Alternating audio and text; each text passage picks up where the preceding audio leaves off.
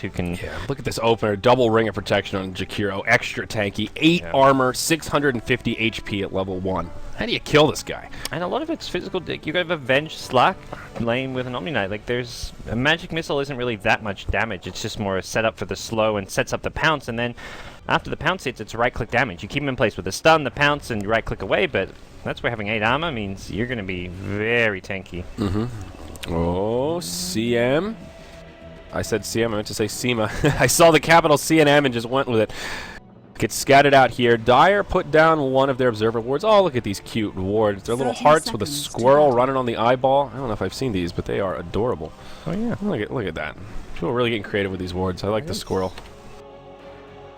And cool. And the Templar, he's got a bird jumping on him. The squirrel making the eyeball twirl as well. Yeah, it's pretty good. Yeah. All right. That is an acrobatic squirrel. Oh, could see a little skirmish about the top rune here. LC going on to the Dazzle. Havos does skill Howl at level 1. And we'll go ahead and pop it. Reveals that he's skilled it also. Yeah. Hoping for a skirmish there, but Vega no better. No big deal. Doesn't really change too much how Vega are going to play things if they know it's how. And I think this is normal anyways. It's pretty normal. The only thing it changes a little bit is if you go Wolves and heal at level 1, you could look for some kind of a crazy First Blood surround that you need to be a little wary of. So if you know that's off the table, you're at least clear till Dazzle hits 2. But you're right. It's very, very minor in the grand scheme of things. Undying. I like that they gave Undying the bounty rune instead of Havos, because you know Havos is going to get free farm. He's not...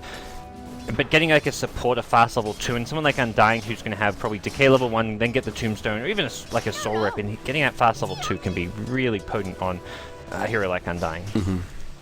Yeah, most definitely. Now let's take a look at how these lanes will actually settle down. Radiant will have Team Vega, the underdog tier. Seema the Slayer takes the Slark in the safe lane, joined by Undershock on the Vengeful Spirit. That puts no one mid, no one on the puck.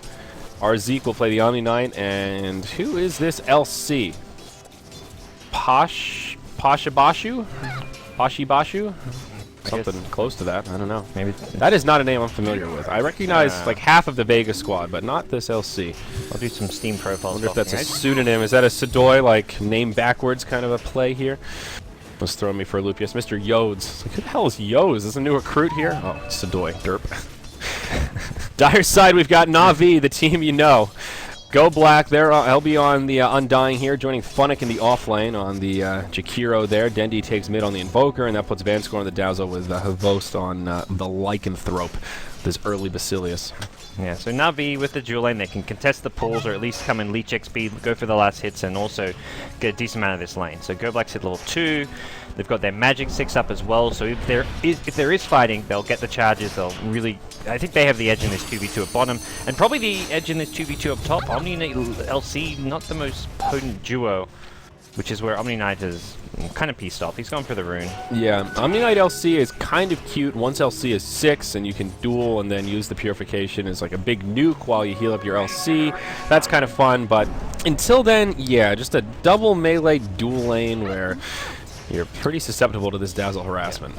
And possible Sunstrikes to go flying into these dual lanes as well, so that's where Na'Vi have a definite edge in these both 2v2s. Mid lane's probably the one fairly even matchup. Puck versus Invoker, and shouldn't see either of those heroes kind of coming out on top too much. Yeah, pretty close. No one is actually ahead out of the gate here. Dendi finally gets his Forged Spirit out and might start to close that gap, but just a matter of a couple of CS. Vega do have a nice lane ward down here in the bottom. They actually opt for no rune vision. You look at both their wards, and they're both either in the lane or this one's kind of inside the tree line here in the top. So prioritizing lane dominance, but controlling rune's going to be a little bit more difficult. Yeah, I think just because they have the slightly weaker lanes, having wards that help the lanes is probably for the best. Making sure they know exactly when Na'Vi come to contest the pool so Undershock doesn't get caught out of an Avenge. Yeah. And similar story at top lane. You don't want to be caught by surprise. You mentioned the Wolves heal bomb from the side. Something like that can be pretty pesky. Although I'd say Omni LC is probably the stronger of their 2 lanes. Both very tanky, and Omni Knight just has to sit back and keep Passionate alive. Yeah, the Howl actually making a pretty big difference here. Dazzle's able to harass to his heart's content. Stout shield on the LC, but still pretty effective auto-attacking here from one Vanscore Meow Meow. But look at this Lycan set. I guess they did just have a patch. There's all these new sets, but this is badass. Look at his hand claws. I don't know what those things are called, but they're cool. Which the Hunter of Kings set. The Midnight Rippers. Was this in the Dota Cinema chest? I'm not sure, to be honest, but it's pretty damn cool. It's got a custom shapeshift too. Custom wolves? Wow. Havos is tricked out, man. The wolves have names. Borealis and Puppy. Guardians of Ambry. Just like a puppy themed set. I feel like it has to be, the way they spelled it, too. There's not a native E in puppy. That is... Yeah. Borealis. Borealis, what a name. It was Borealis, this puppy. Yeah, my dog's named Puppy. Get over it.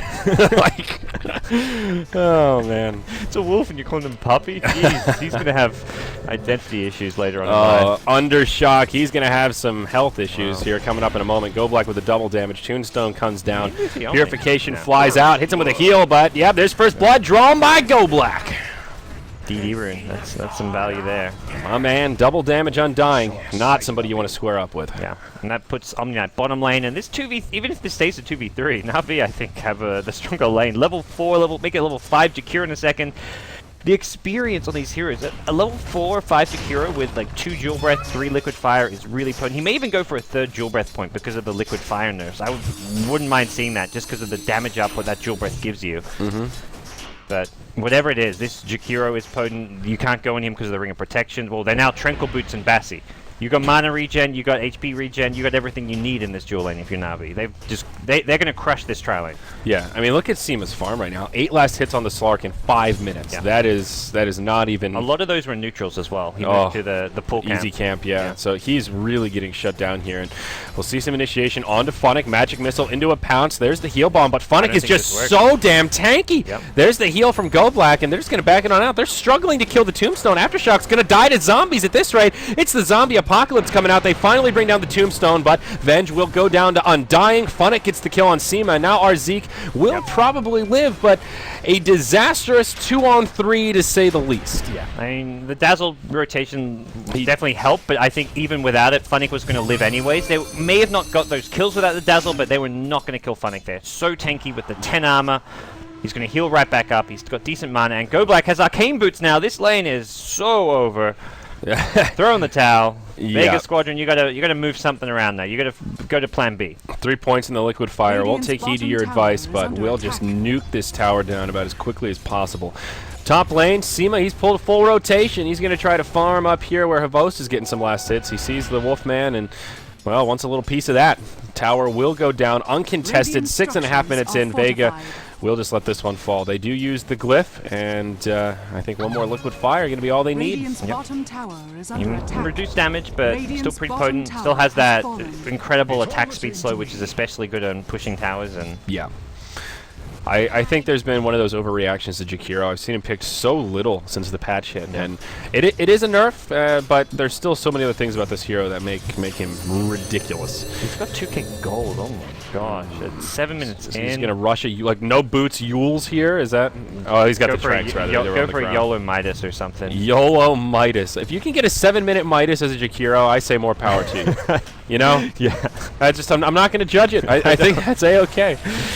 You can break down the Bassi Ring and get your Yule Scepter though. Use that Sage's Mask, and that's probably the with that the safe, reliable play. But yeah, 7 I mean, minute fighting Yules shoes, and I'm picking up a Midas right now. Pretty scary. Probably throwing the game. Dendi with 1,500 gold, I think undoubtedly pulling up towards that Midas. We talked about it yesterday, the Dendi Invoker, all about mobility. Probably see a Force Staff and Blink before we see anything too aggressive like a Necro Book. Yeah. Kind of depends. I think they see Undershock here at bottom lane. They pinged him. Dire. Maybe they know he's just kind of nearby. I'm looking at the Dire They have this ward, which I think spotted him maybe walk in there. Okay. Funnick, actually gets a point in the Ice Path. Now they'll break down the trees with the Tombstone. Aftershock will try to TP out. Ice Path is there.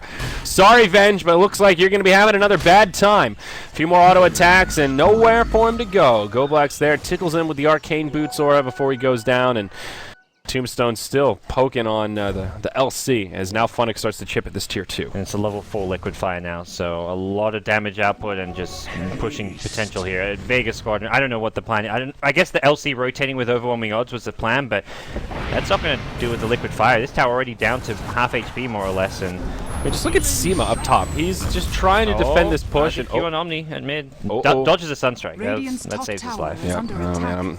I was just reveling at how underfarmed this Slark is. Yeah. He's on the 2 last hits per minute train right now, which is pretty far from where your 1 needs to be. Oh, Puck. Catch up. That's a coil onto Havos. He will still channel the wolf for him in style, I might add. Yep. Jaunt over. Fine. I think he's going to be okay. Grave TP if he wants, but yeah, he will do so. No one will not be able to find the kill. Bottom lane, meanwhile. TP out from Dazzle. Another tombstone in the middle of the lane. LC won't even bother trying to kill it. Knows it's a feat not worth trying. And now this tier 2 will just take the effects of liquid fire. There is a radiant glyph, but I'm not sure if they actually want to burn it. He will try to go in onto the tombstone here. That's ballsy. It is, especially with the Jakiro nearby. Misses the ice path. Tombstone will go down soon, but not before a few more ghouls come out onto the field. Wow, just an easy tier 2, shy of the 10-minute mark. Navi pulling pretty far ahead, pretty damn quick. Pedal to the metal. 3.3k gold for Funnick. Let's see a Radiance Rush. I don't know. What's the worst item build you could do right now? The worst item build you could do on the possible Jakiro. worst thing? Radiance. Taking out like straight naked rapier, I guess. Naked rapier. God, I don't know. What's the next I think worst thing? Heart of Tarask is probably one of the more useless items he could pick up. Yeah, I think. I saw Sand King do that once, almost exactly like this game, where he had like first blood, a couple of ganks, got a tower, and then had free roam of the jungle. And it's like, all right, cool, you got your core. What are you getting? And it's a heart. Okay. I don't know what the plan is, but look at this. No boots Atos. Now this is some good old-fashioned fun. Yeah. This is what I like to see on my Christmas day. This is a really cool item too. You get it this fast as well. It's really potent because of the long. It's similar to the Yules, where it's just a really long-range initiation, except it's got an even bigger range. It's even more spammable with a 10-second Is it like cooldown. 1300 range or something? It's really far. Yeah. It's some absurd amount. And 10-second cooldowns also just nasty. So spammable. 4 seconds of slow. I mean, look at the Puck. Nowhere to go. Gets crippled, macro-pyred, and this could end up being a quick second game here, Parker. 6-0. The bloodbath continues, and Navi now showing us that they are truly practiced hands in the game of Dota as they heavily pressure this tier 1 in the mid. Dazzle even with the defensive weave for good measure. Bucket, let's just 5-man at the 11-minute mark, they say. Havos moves into the Roche pit. He's eager to get that Christmas hat upon his head. And for Navi, this feels like it's 25 minutes in with the items and lead they have. Like, yeah, RZ Funnick just with gonna. These items should not be 11 minutes. It should be 20 plus. Yep. RZ just keels over. You're right about the timing, though. If you can rush a Rod of Atos before the team even has upgraded boots, like half of them are on brown boots and the others have tread, so movement speed is not really a plentiful resource on the Radiant side. If you get crippled with brown boots, forget about it. Yep. They've got the LC Blink now. Which who blinks into Roche? He could actually make something happen here. Roche helping him out, doing some damage to Havos. They'll both try to back out. The duel not successful, but no one's coming in. Havos will get picked off. Finally, Vega get on the scoreboard. That's nice. Go Black caught inside of a coil, but he's got reinforcements on his way. He is not scared whatsoever. Drops a tombstone and says, "You want to square up? Let's go. I'll lace up the gloves and we'll take it out back." Oh, Sunstrike. He was going for the courier, blinked in the trees, and then suddenly sets up a Sunstrike, but not enough exalt points there. Dendi with a 404 build, which you do go for the double Fort Spirits, but... Yeah, for the pushing. Good play by Vega to realize Havos was... Like, Navi were pushing his fort while Havos took Roshan, and... Yeah. Well read by Vega that they knew exactly where Havos was. Yeah. Puck has a Blink Dagger, maybe thinking about an Aegis steal. They gave him a big window to do it, but no one will not roll the dice there. Scout out with the orb. Did blink, but yeah, didn't go for it. So blink up on Puck and on LC. Those are two big items for Vega. Maybe you can utilize those to start getting some momentum. 12 minutes in. Still no dual victories for LC, but that might be about to change. Goes in on to Go Black. The damage is there. We've got a winner. 10 extra damage goes to the LC, and Vega finally getting on the board. That's a pretty big streak, too. Dominating streak that LC just picked up. That's nice. Yep. Sunstrike to help break it up a bit. Does not connect on any heroes. Dendi is coming on in to RZ, though. Hits him with a Cold Snap. Has a few Forge Spirits. There's the cleanse from the LC. And Funnick with a blink now on top of the Atos. Oh, God. This is just sick farm from Funnick. He's going to be so hard to bring down, and just, yeah. Yeah, I keep saying Jakiro has no boots because he keeps dropping his tranquils. I'm kind of an idiot. That's my bad. Oh. He has tranquil boots. This is not a no boots Atos. I've said it at least 3 times. I don't know why I can't get it straight. Here we go. Another fight breaking out as Undershot gets initiated on. Look at all that negative armor. Oh my, Medallion plus Weave. That yields a dead Venge pretty much every time. No. They may just go for outer tower after outer tower here. Only one remaining in the top lane, and they've got Aegis on their side. They may just be thinking high ground.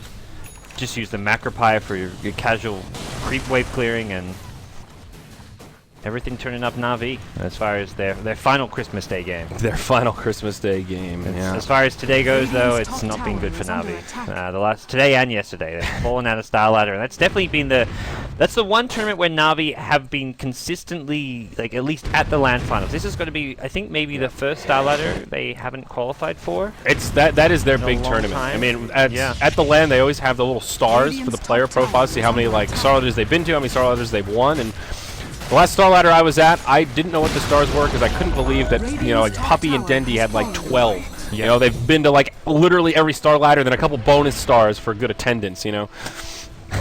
It's almost like, what are all these stars, dude? Has Dendi really been to every single Starladder? I'm like, well, it's in his backyard, so I guess it makes sense, but yeah, they are.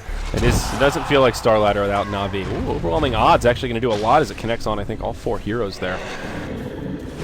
But Na'Vi, they're going for the high ground. They want to end this one soon. Puck going in, burst down a couple of creeps, and we'll be able to jaunt back. Radiant do have a glyph, but they do not have their Slark. He's out farming the lane, has a TP scroll, still hasn't used it yet. They will glyph with the tower at about half health, and I think Na'Vi quite happy just to slow siege this. That's the bread and butter of that liquid fire. Yeah. It forces Vega Squadron to make a move, to actually engage in it. Engaging into an Undying never works out well. What a beautiful ice path to get it started. Puck just gets taken out, and now the rest of Vega walking back to the well while their barracks get crippled. Tombstone already down, making those zombies. And I think this is just going to be a 15-minute set of barracks, and will Na'Vi even back out here? Seema still trying to come online, only 2/3 of the way towards the Blink Dagger on the Slark, if that's even what he's going for, but 1,500 gold up. Oh, he is feeling the pain. They need a Christmas miracle to turn this one around. Yeah, and I'm not sure what or where it comes from. Even with the Blink Daggers online on Puck and LC, you need actual... I guess Puck has some burst damage just from having his maxed out nukes, but Na'Vi have great sustain. They've got the Dazzle, who's gone for the max heal, which I kind of like here. Like, the Poison Touch is good for ganking. We saw it last game, good at dealing with a Brood, but when you're 5-manning, having max Shadow Wave is insane. And I wouldn't even call that defensive, so... We're seeing the max Shadow Wave. We have the Undying, who's got himself the point in Soul Rip and just keeps people away with just the threat of the Tombstone. Yeah. The comeback potential just isn't really there for Vega. Crimson Guard on the way also going to make things even more difficult. Also probably worth mentioning, Omni is not skilled Repel yet. Yeah. 2 points in the degen, or I don't know about this build in particular. Dendi will walk into the danger zone. A little bit extra damage on the LC as they burn the Aegis of the Immortal. Dendi gets a meatball up before he goes down again. Will he actually live? Some hit points to spare. The heals the grave. Dendi's still alive. Now Vega desperately trying to finish him off. Seema the Slayer will help make it happen. It'll cost him his life. Now Arzik starting to man up. Use the GA. That makes it only a 1-for-1, but now Vega in trouble. Omni Knight's been taken out. No one will try to jaunt across the tree line. No stuns to stop it. The TP will get canceled. What an ice path from Funnick. Oh my gosh. Still a blink to the low ground. So no one. Maybe he'll live. Funnick still in hot pursuit. Orb. And this time the ice path will be off the mark. But, oh, he's crippled. No. The boots really coming in handy there for this Jakiro. All about that boots life. Well, a cute little fight. Vega actually, considering how far behind they are, Slark got enough gold from that kill on Dendi to get the Blink Dagger. So it was actually Puck that got the kill, but still helping out. I mean, triple blinks, it's good, it's initiation, but it doesn't actually give you stats, fighting capabilities, the magic immunity of a BKB, so you've just thrown in a bunch of initiation to your team. Funnick mid almost gets picked off here by the blink Slack, but... Yep, they're still in pursuit of one Dendi. He did not go the mobility build, though. He actually ended up going just straight Necro with the Hand of Midas. I guess let's end DotA, he says. Figuring that since they went with a 15-minute barracks kill, that maybe the Necro book is just the way to do it. Yeah. Can't say I blame him. Even Dazzle going just straight Brown Boots Necro book. Look at this build from Vanscore. They're ready to go hit the eggnog and I think so. Finish things off. It is evening time. Havost is ready for his Christmas feast. Ooh, Blade Mail up on the LC. I'm very excited. Like, this is it. This is Vegas. This blade mail is gonna just kick some ass. I mean, I feel like Na'Vi could group up and just take down the mid lane of Rax at any point. So any item pickup that Vega get at from this point forward, I'm gonna call a victory. I think. I like the optimism. You know, it's Christmas cheer for all is where we gotta take this one. I think. 19 minutes in, feels like we've been in this one for 30 with all these items that Na'Vi have picked up. But here we go, moving right to the high ground. No glyph for the Radiant this time around, so they will have to pick the fight earlier rather than later. Slark is coming back to the base, ready to join the party, show off that Blink Dagger. Overwhelming odds, kind of their one tool right now to fend off this push. Puck also doing a good job with the creep clear, but it's level 3 Necronomicon with the heal bombs from Dazzle. They're doing some pushing work here. Yeah, micros it back a bit, and this is just slowly working around the tower. They're being pretty safe about it, as Puck actually brings down the Necrobooks in the end. And there's just no easy way for Vega to initiate this, because Na'Vi, they can slow siege. They have all these summons that they can just keep throwing at the tower with liquid fires, and you know, Vega, they want to jump in after Na'Vi commit, but Na'Vi don't really have to commit. Oh, there's a blink from Seema, dodges the Ice Path, Vanscore, Graves himself. They're committing pretty hard for the Grave. There's the duel on to go. Black Blade Mail's been used, follow-up damage, the heal from Omni. Not going to find a winner today. Now the GA comes out. Vega holding on decently well. Puck's already fallen, buys back. Wants a return kill on to go Black, but I don't think he's going to be able to find it. Aftershock. I said Aftershock. Undershock still alive. Swap onto Funnick, and that'll probably be the end of it. Funnick with an Ice Path connects on Seema the Slayer. Puck goes down around the backside while Funnick makes some space for his team and will end up falling as he kind of overcommits. A 2 for 2 with a buyback. Actually a decent hold from Vega. Yeah, decent hold. They still take a lot of damage on their tower, though. Yep, oh, it's not over yet. Now Seema goes in on Dendi. If they can get a few more kills here, this would be great. But the sustainability, simply too much.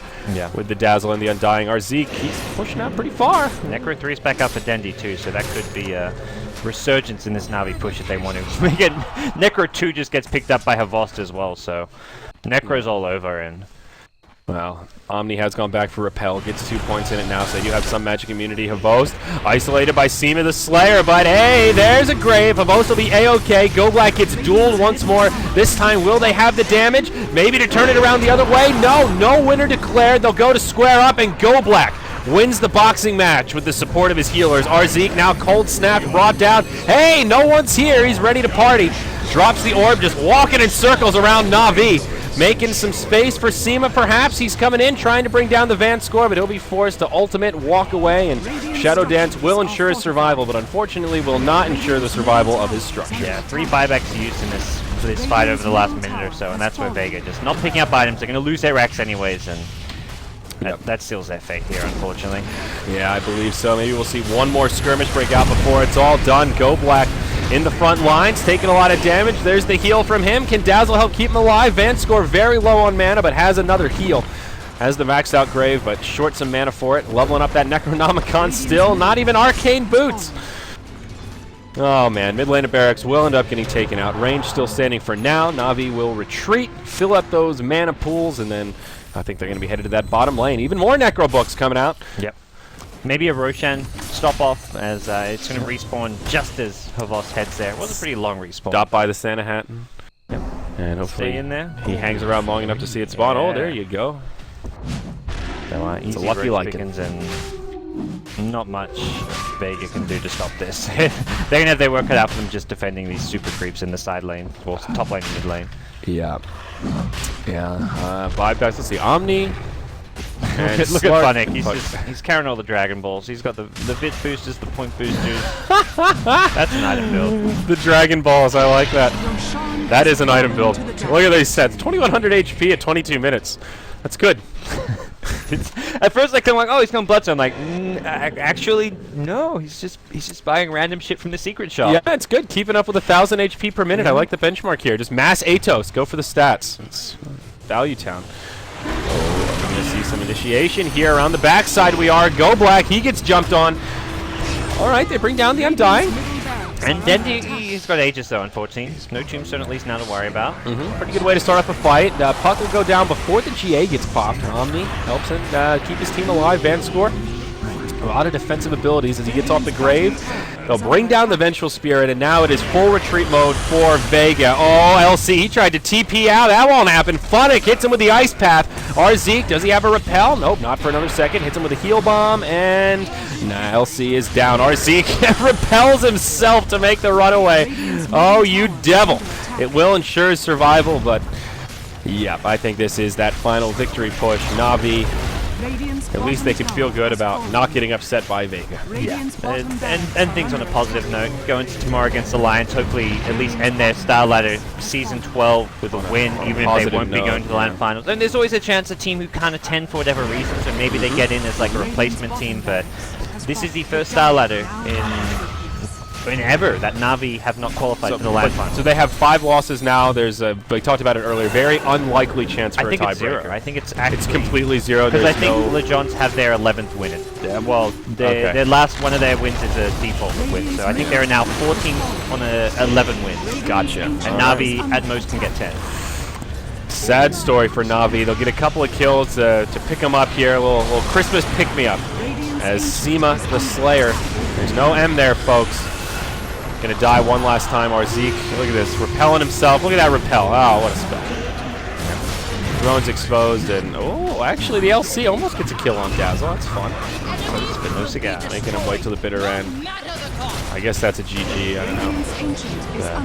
GG, Merry Christmas. GG, Merry Christmas indeed. Merry Christmas to all, and to all a good night. What a cast it has been. Only 2 quick games today, David Parker, but it's time for Christmas celebrations. We've got a ham that's not going to cook itself. Well, it's already cooked. It came cooked. That's right. The ham's not going to heat itself up, I'll tell you what. It goes in the oven. Oh, man. Yeah, what a rough game for the Venge. Seema just got completely shut down on that slot.